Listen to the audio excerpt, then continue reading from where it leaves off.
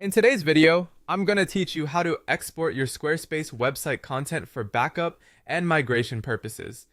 Before we begin, it's important to understand one key limitation. Squarespace is a secure, closed hosting platform, which means you cannot download its full backend system, server infrastructure, or database in a way that would let you locally host an exact copy of the platform itself. What you can do, however, is export the content that Squarespace makes available through its built-in tools, and that's what we'll focus on here. Start by opening your website's main dashboard in Chrome.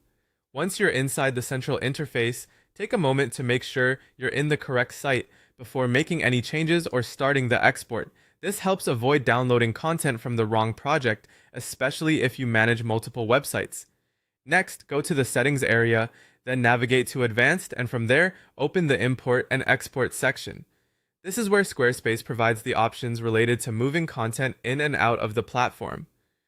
The menu may look technical at first, but the process itself is fairly straightforward once you know where to click. When you're in the Export section, click Export to begin the content packaging process. At this stage, Squarespace prepares your site content for conversion into a transferable format. This typically includes things like page content, blog structures, text organization, and certain link references. It's essentially gathering the site data that can be represented in a standard export file. After that, choose the standard WordPress export format. This is the template Squarespace uses to structure the exported content into a widely recognized XML file.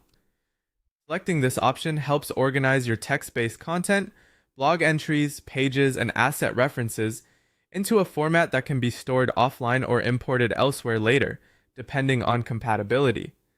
Once the file is ready, download it and save the XML export file directly to your local device. Be sure to place it somewhere easy to find, such as a clearly labeled backup folder. Keeping this file mahfuz offline is a good way to preserve a structured record of your site content. Finally, manually save anything that does not fully carry over through the export. This includes important CSS styling, custom design rules, and original media files such as images or graphics. Go